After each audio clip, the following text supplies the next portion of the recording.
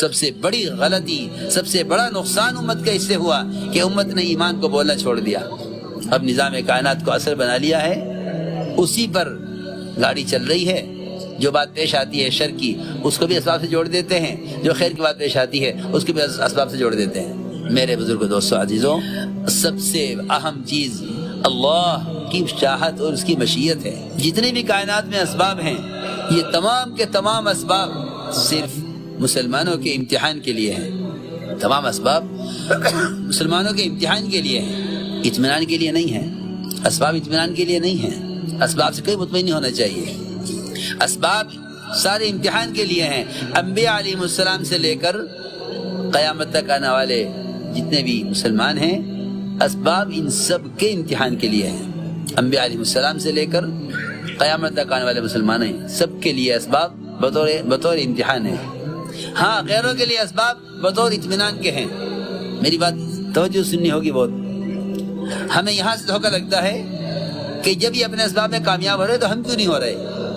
یہ تو اللہ کے دشمن ہیں، اللہ کو مانتے نہیں ہیں۔ جب یہ کامیاب ہو رہے تو ہم کامیاب کیوں نہ ہوں؟ کیا نہیں، تمہاری کامیابی کا راستہ نہیں ہے، تمہاری کامیابی کا راستہ یہ نہیں ہے۔ جب نمرود کو، جب قارون کو اس کے اسباب میں دھستا ہوا دیکھا تو اس وقت علماء نے یہ کہا وَيْلَكُمْ ثواب اللہ خیر، وَيْلَكُمْ ثواب۔ جب انہوں نے تمنا کی یا لیتنا مثل ما اوتی قارون، وہ اسباب جو قارون کے پاس ہمارے پاس بھی ہوتے، تو علماء نے کہا وَيْلَكُمْ ثواب اللہ خیر، ارے ہلاکت تو تمہاری دنیا، کیا کہہ رہے ہو؟ اللہ کی طرف سے عمل پہ ملنے والا اجر وہ بہتر ہے اس کے مقابلے میں۔ اور جب انجام دیکھا تو تمنا کرنے لگے لولا امن اللہ علینا لخسف بنا، لولا امن اللہ علینا لخسف بنا، اگر اللہ نے ہمیں مال نہ دے کر، اللہ نے ہمیں اسباب اور اللہ نے ہمیں یہ حکومتیں اور وزارتیں نہ دے کر ہم پر احسان نہ کیا ہوتا تو ہم بھی آج دھسائے جاتے۔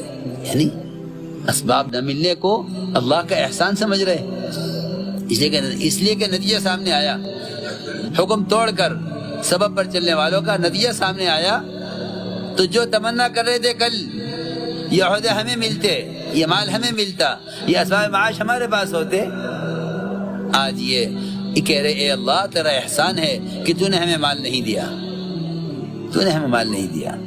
اور واقعی حضور اکرم صلی اللہ علیہ وسلم نے اپنے صحابہ کو اس پر ایسا مضبوط کیا تھا کہ حضرت فرماتے تھے جتنے بھی مالدار صحابہ گزرے ہیں کوئی صحابی دنیا سے خوش نہیں گیا۔